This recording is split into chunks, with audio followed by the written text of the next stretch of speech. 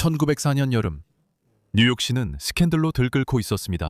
백만장자 존 플랫은 은둔하며 과거가 수상한 흑인 여성 한나 엘리아스가 자신을 협박해 68만 5천 달러, 오늘날 가치로 거의 3천만 달러를 빼앗았다고 고소했습니다.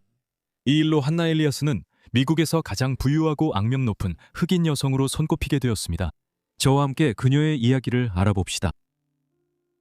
한나 엘리아스의 정확한 출생일은 알려지지 않았지만 그녀는 1865년 미국 남북전쟁이 끝난 해 필라델피아에서 태어났습니다. 그녀의 아버지 찰스 엘리아스는 요리사이자 케이터링 사업을 했으며 메리 엘리아스와 결혼했습니다. 찰스는 아프리카계 미국인과 아메리카 원주민 혼혈이었고 한나의 어머니 메리 역시 피부가 꽤 밝은 편이었습니다. 이로 인해 한나는 밝은 피부색을 갖게 되었는데 이는 훗날 그녀의 삶에 중요한 역할을 하게 됩니다. 곧 보시게 될 겁니다. 한나는 매우 대가족에서 자랐습니다. 그녀는 부모님의 9자녀 중 한 명이었습니다.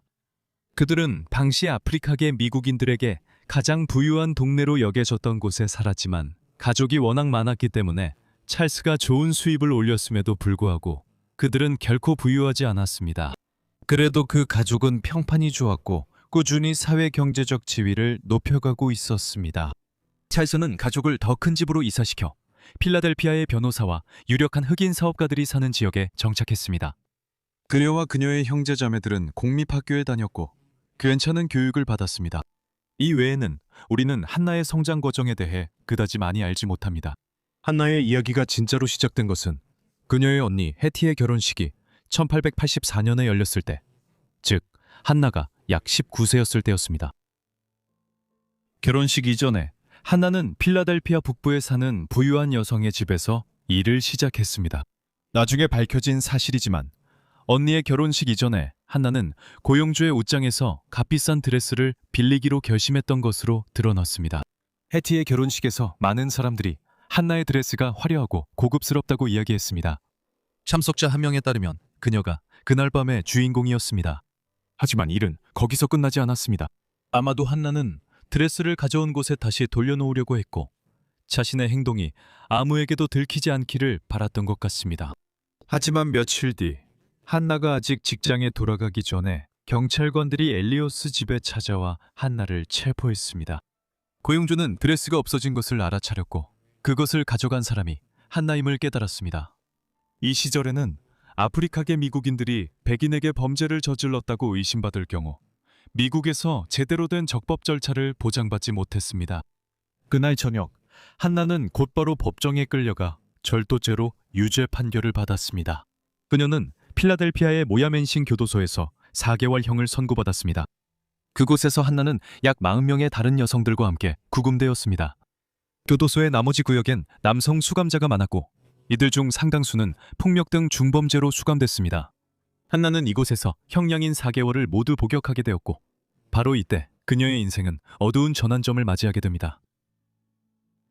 한나의 어린 시절, 범죄와의 만남이 그녀의 인생을 바꿉니다. 한나가 형을 마치고 집으로 돌아가려고 했을 때 그녀의 아버지는 더 이상 가족들과 함께 살지 못하게 했습니다. 무일푼에 갈 곳도 없던 한나는 북쪽으로 뉴욕까지 떠돌아갔습니다. 그곳에서 그녀는 급하게 생각해낼 수 있었던 유일한 방법으로 스스로를 부양하기 시작했습니다. 한나는 매춘부가 되었습니다. 이곳은 뉴욕의 텐더로인 지구로 수많은 호텔이 있고 밤이면 밤의 여인들이 모여드는 곳이었습니다. 한나에게 이곳에서의 시작은 쉽지 않았습니다. 한나는 1885년에 임신을 하였고 1886년 초에 클라라라는 딸을 낳았지만 입양을 보냈습니다. 그 후 얼마 지나지 않아 한나는 매춘 혐의로 법정에 서게 되었고 이스트리버의 루즈벨트 아일랜드에서 한 달간의 징역형을 선고받았습니다. 한나는 곧 출소했고 자신의 일을 처리하는 데 있어 더욱 영리해졌습니다. 한나는 자신의 피부색이 더 밝다는 이유로 쿠바 출신이라고 주장하기 시작했습니다. 한나는 곧 집을 빌리고 생계를 유지할 만큼 벌었습니다. 그녀는 이후 수년 동안 이런 생활을 이어갔습니다. 한나는 너무 성공해서 여유 자금을 많이 벌기 시작했고 그 돈으로 부동산을 사서 임대해 추가 수입을 얻었습니다. 이들 중 많은 부동산은 맨해튼 업타운, 즉 현재의 할렘 주변 센트럴파크 북쪽에 있었습니다. 이곳은 아직 아프리카계 미국인 커뮤니티가 아니었고 많은 뉴욕의 오래된 가문들이 여전히 17세기 네덜란드 정착지로 처음 세워졌던 이 지역에 살고 있었습니다. 한나는 맨하튼의 집과 롱아일랜드의 애틀랜틱 비치 근처 파로고웨이에 있는 그녀의 호화로운 해변 별장 사이에서 시간을 나누어 보냈습니다. 이곳은 여전히 퀸스구에 속해 있었습니다. 1900년대 초반에 이르러 한나는 하녀와 집사 그리고 수많은 가사 도우미들의 시중을 받으며 호화롭게 살았습니다. 하지만 그녀의 재산에 대한 소문은 점점 더 커졌고 곧 그녀의 부의 진실이 뉴욕에서 가장 큰 스캔들 중 하나로 터지게 됩니다. 1885년에 뉴욕으로 이사 온 지 얼마 지나지 않아 한나는 존 R. 플랫의 방문을 받았습니다. 그 당시 그는 60대 중반의 부유한 뉴욕 사업가였습니다. 1820년에 태어난 그는 판유리를 팔아서 돈을 벌었습니다.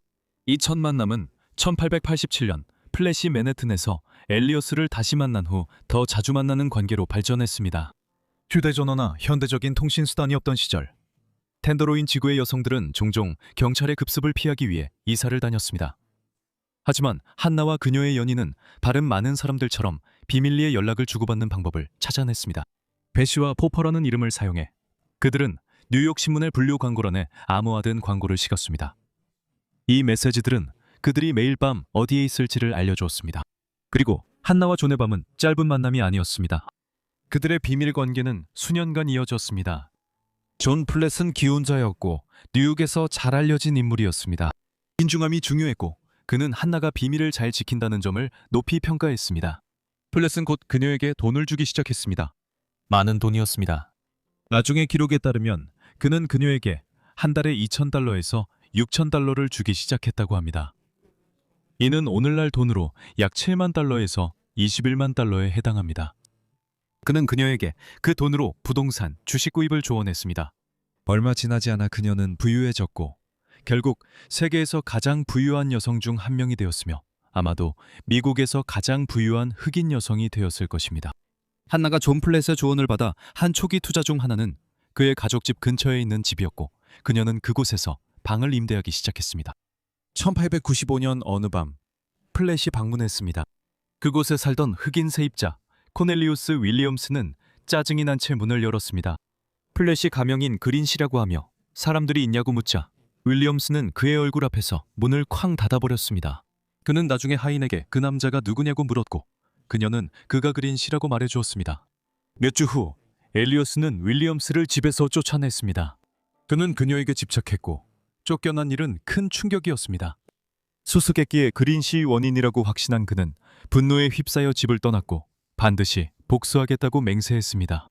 8년 후 1903년 11월 의 쌀쌀한 오후에 센트럴파크와 뉴욕 국립도서관의 조용한 천재 앤드류 해수의 그린은 가족과 점심을 먹고 집으로 돌아가고 있었습니다. 그가 집 앞 계단에 다가섰을 때 코넬리우스 윌리엄스는 탄집증에 시달리고 망상에 빠진 채 여전히 집착하며 기다리고 있었습니다. 윌리엄스는 그린을 플랫으로 착각하고 권총을 꺼내 발사했습니다. 그린은 자신이 전혀 관련 없는 복수극의 비극적인 희생양이 되었다는 사실도 모른 채 그 자리에 쓰러졌습니다. 코넬리우스 윌리엄스는 이후 재판을 받았고 정신 이상으로 판정되어 남은 생을 정신병원에서 보냈습니다. 1890년으로 거슬러 올라가면 한나는 아프리카계 미국인 철도 노동자인 크리스토퍼 스미스와 결혼했지만 그럼에도 불구하고 플랫과의 관계는 계속되었습니다. 스미스는 결국 1897년에 떠났는데 그는 아내와 플랫의 관계를 도저히 참을 수 없었다고 주장했습니다. 스미스를 조용히 시키기 위해 존은 뒤에서 몰래 법적 문제를 해결해 주었고 모든 일이 묻히도록 한나에게 더 많은 돈을 주었습니다. 그때쯤 플랫의 아내도 세상을 떠났고 그는 한나를 더 자주 볼 수 있도록 센트럴파크 근처에 멋진 타운하우스를 사주기에 주저하지 않았습니다. 하지만 세월이 흐르면서 플랫은 점점 불안해졌습니다. 죄책감, 탐욕, 혹은 두려움. 그 무엇이든 그의 내면에서 뒤틀리기 시작했고 결국 그가 무너졌을 때 그들의 열정적인 비밀 연애는 뉴욕에서 본 적 없는 가장 충격적인 스캔들로 폭발하게 됩니다. 1904년 여름에 시작된 특별한 사건들이 아니었다면 한나와 플랫의 관계는 오늘날 거의 알려지지 않았을 것입니다. 그 당시 플랫은 한나를 상대로 법적 조치를 취했는데 그녀가 자신과의 첫 만남을 비밀로 해주는 대가로 수년간 막대한 금액을 갈취했다고 고소했습니다. 시간이 흐르면서 관련된 금액은 엄청난 수준에 이르렀습니다. 플랫은 한나가 자신을 협박해서 총 68만 5천 달러가 조금 넘는 금액을 갈취했다고 주장했습니다. 역사적 화폐 가치 계산은 특히 오랜 기간 경제 변화가 있을 때 더 까다롭습니다. 그래도 이 경우의 금액은 오늘날 약 3천만 달러에 해당한다고 결론 지을 수 있습니다. 엄청난 금액은 뉴욕 시민들의 관심을 끌었고 몇 달 동안 신문들은 이 사건의 모든 전개를 열정적으로 보도했습니다. 플랫은 엘리어스와 처음 엮인 이유에 대해 기막힌 변명을 했습니다. 그는 화류계 여성으로 그녀를 만난 게 아니라고 주장했습니다. 아니라고 그는 말했습니다. 모든 일은 1880년대 후반으로 거슬러 올라가는데 그가 심한 류머티즘을 완화하려고 그녀가 운영하던 마사지숍에 우연히 들어갔을 뿐 더 친밀한 무언가를 원해서 간 것은 아니었다고 주장했습니다. 그는 이후 1890년대에 그녀를 다시 찾아갔고 그녀가 하숙집을 차릴 수 있도록 경제적으로 도와주기 시작했다고 주장했습니다. 그리고 불쌍한 플랫의 말에 따르면 그는 그녀의 아기에 의해 자신도 모르게 희생자가 되었다고 합니다. 그는 한나가 자신을 협박하기 시작했다고 주장했습니다. 만약 그가 계속해서 그녀에게 큰 돈을 주지 않으면 그녀는 그의 가족에게 가서 수년 동안 자신과 정열적인 밤을 보냈다고 주장할 것이라고 했습니다. 플랫은 뉴욕 사업계의 저명한 인물이었고 경찰은 그의 주장을 심각하게 받아들였습니다. 하지만 한나는 협조하지 않았습니다. 경찰이 처음 한나에게 접근했을 때 그녀는 출석을 거부했습니다.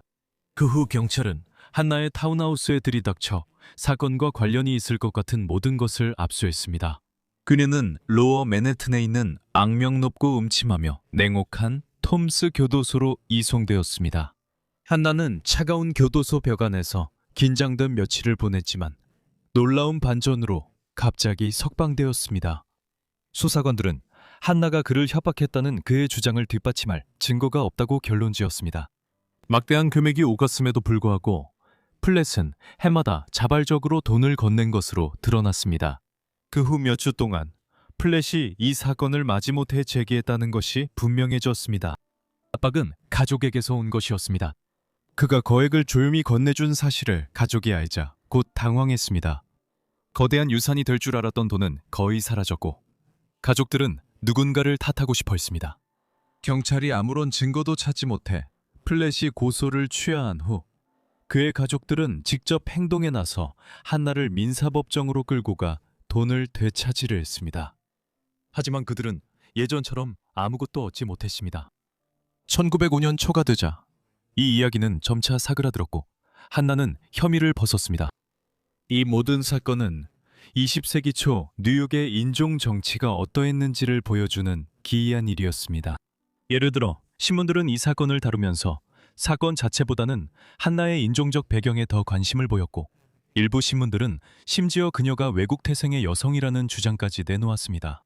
1900년대 초반은 유럽 이민자들이 뉴욕으로 가장 많이 몰려들던 시기였고 외국인 매춘부가 무력한 80세 남성을 속였다는 선정적인 헤드라인이 삽시간에 퍼져나갔습니다. 이 스캔들은 늘어나는 이민자들로 인해 도시가 기존 세상의 변화를 얼마나 두려워하고 의심하는지 드러냈습니다. 한나는 여러 해 뉴욕에 머물렀습니다. 그녀는 할렘에 소유한 여러 부동산에서 나오는 임대료로 생활했고 결국 자신도 맨해튼 북부로 이사했습니다. 1904년에 원치 않게 얻은 명성 이후로 남들의 시선을 피해 살 수 있었기 때문입니다. 플랫은 1908년에 사망했고 약 $10,000, 오늘날 약 35만 달러에 달하는 유산을 남겼습니다. 이는 한때 그의 막대한 재산에 비하면 초라한 금액이었습니다. 예상대로 한나는 아무것도 상속받지 못했고 그녀는 장례식에도 참석하지 않았습니다.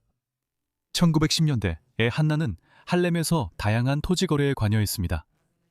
이 시기 할렘은 1920년대 할렘 르네상스에 앞서 부유한 아프리카계 미국인들의 안식처로 발전하기 시작했습니다.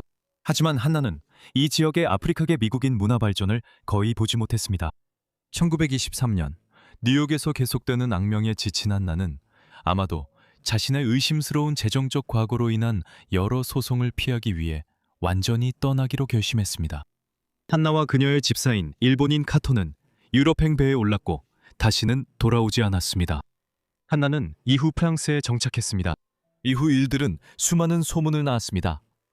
한 이야기에 따르면 그녀가 파리에서 사망했다고 하고 또 다른 이야기에서는 1920년대 후반 프랑스 리비에라에서 호화롭게 생을 마감했다고 합니다. 그것은 파란만장한 인생에 걸맞은 극적인 결말이었습니다. 한나 엘리아스 영상 시청해 주셔서 감사합니다. 재미있게 보셨길 바랍니다. 댓글로 그녀의 인생에 대해 어떻게 생각하셨는지 알려주시고 다른 제안이 있으시면 역시 댓글로 남겨주세요. 여러분 모두 구독과 알림 설정을 하셔서 제가 영상을 올리자마자 바로 받아보시길 바랍니다. 오늘은 여기까지이며 다음 포같은 라이브즈에서 다시 뵙겠습니다. 감사합니다.